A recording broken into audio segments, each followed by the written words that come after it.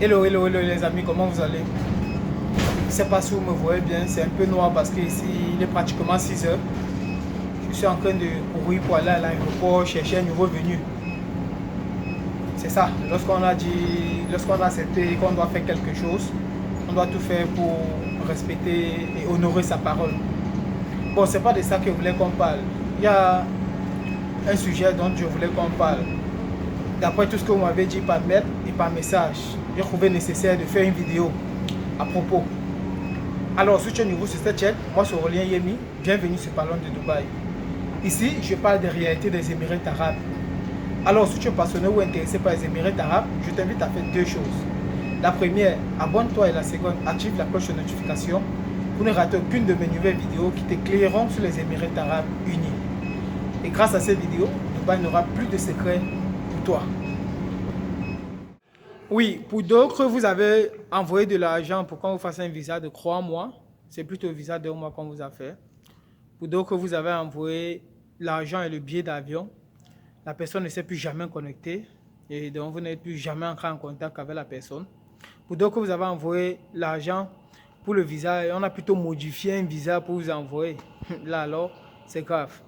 Donc vous êtes arrivé à l'aéroport alors que dans votre deal, c'était prévu qu'ils viennent vous chercher à l'aéroport. Vous êtes resté à l'aéroport et il n'est jamais venu vous chercher jusqu'à aujourd'hui, son numéro ne passe pas. Bon, d'après moi, ce problème se trouve à deux niveaux. Le premier niveau, ce sont ceux à qui vous avez fait confiance. Oui, ils n'ont pas honoré leurs paroles, ça c'est vrai. Ils ont pris votre argent et puis ils ne vous ont plus jamais fait signe, ou bien ils ont pris votre argent, ils n'ont pas fait ce dont il était question. Donc vous avez payé par exemple pour un visa de 3 mois. La personne vous a fait plutôt un visa de 1 mois et vous dit que c'est un visa de 3 mois. C'est à votre arrivée que vous avez constaté que c'est un visa de 1 mois qu'il vous a fait. Pour d'autres, heureusement que vous avez même constaté que c'était un faux visa qu'il vous a envoyé. Heureusement que vous avez constaté ça à l'avance. Désolé si la caméra bouge, je sens qu'il tenait ça avec la main. Heureusement que vous avez constaté ça à l'avance, que c'était un faux visa qu'il vous a envoyé. Et quand vous lui avez dit, il vous a plutôt fait un visa maintenant 2 mois. Et il vous a envoyé, et puis la personne ne s'est plus jamais connectée. Oui, vous avez fait confiance à ces gens et puis ils n'ont pas respecté leurs paroles. Et le deuxième niveau maintenant, je vais vous raconter une histoire. Et vous allez me dire à qui la faute. L'autre jour, mon ami, du moins, je vais prendre deux personnages ainsi. Je vais prendre Maxime et Boris. Maxime contacte Boris et dit à Boris, Boris, je veux venir à Dubaï. Quelles sont les informations qu'il me faut pour venir à Dubaï?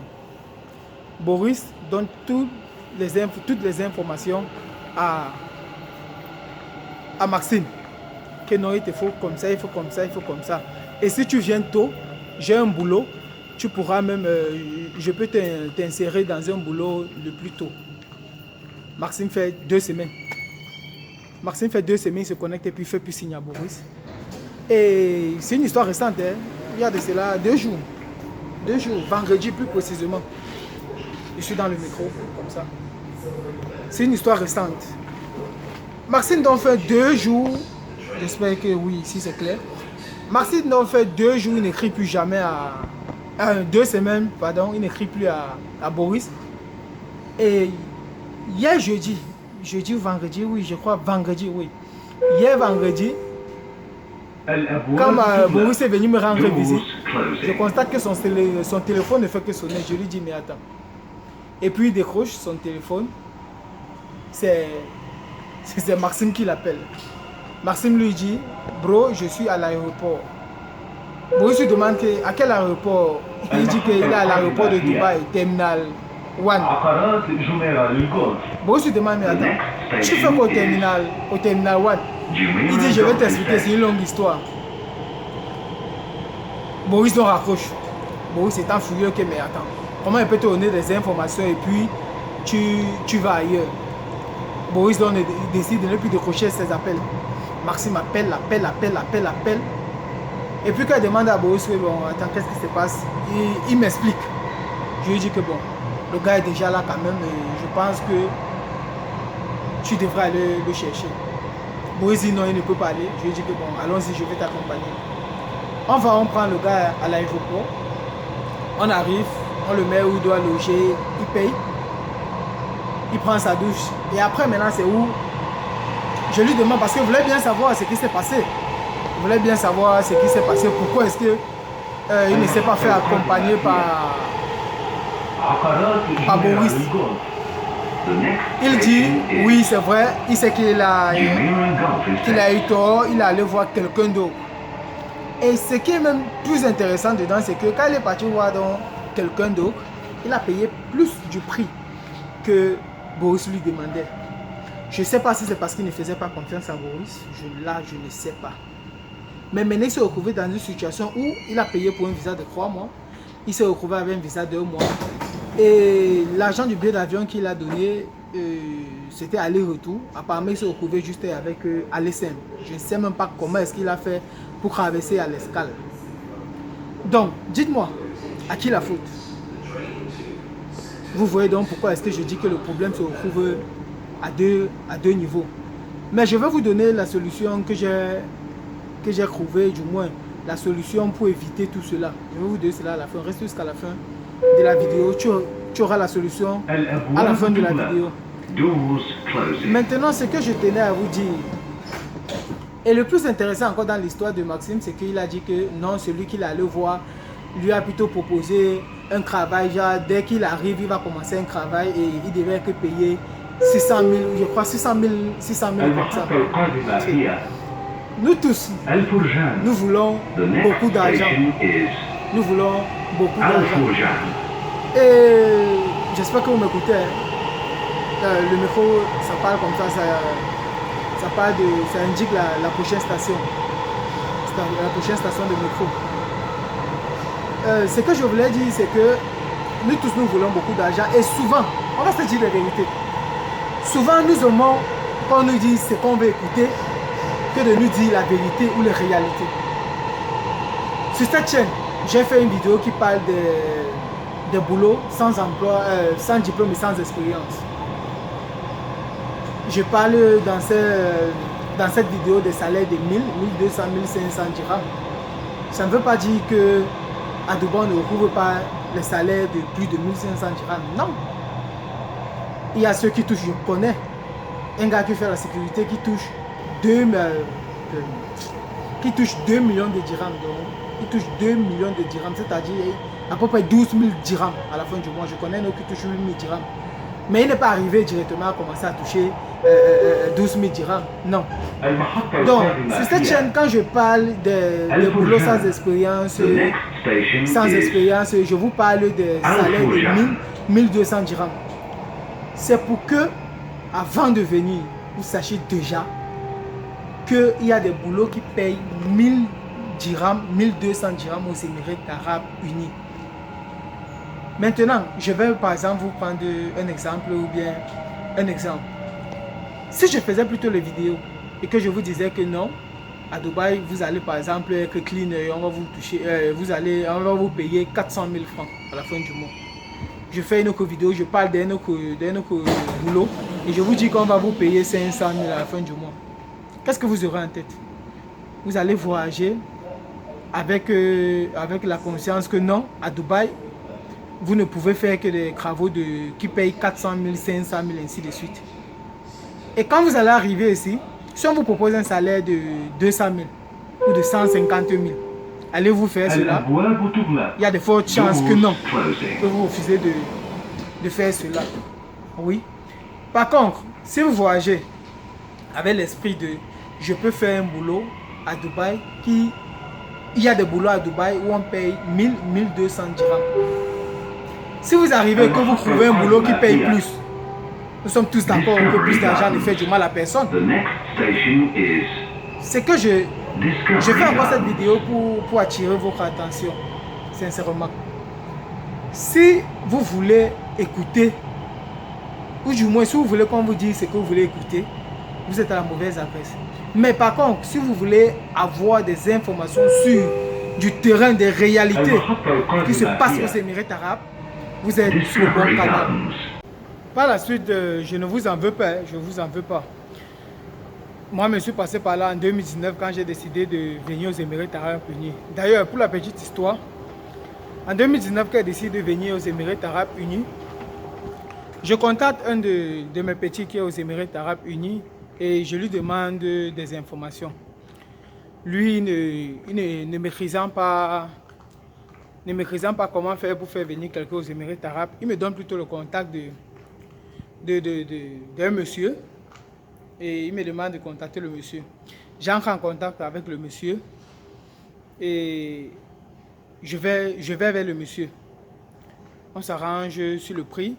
Il me met alors sur les nuages.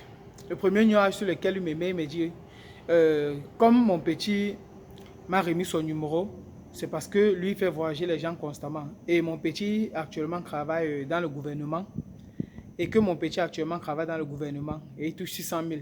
Et que c'est lui qui a trouvé le boulot à mon petit. J'ai dit 600 000, waouh. On s'arrange, on s'entend sur un prix. Et quelques temps après, il m'appelle. Et il me dit qu'il m'a aussi trouvé un boulot dans le gouvernement. Que je dois encore ajouter 200 000. Je me suis précipité pour aller lui donner les 200 000. Une autre fois, quand je vais à son bureau, il voit mon permis de conduire. Il me dit, mais pourquoi est-ce que tu ne m'as pas dit que tu avais un permis de conduire? Là, je devais te mettre dans un département où tu devais avoir la voiture de service. J'ai dit, waouh! Un Africain qui va à l'étranger, il travaille dans le gouvernement. À son arrivée, il a une voiture de service. J'ai dit, non, ce gars, il est vraiment puissant.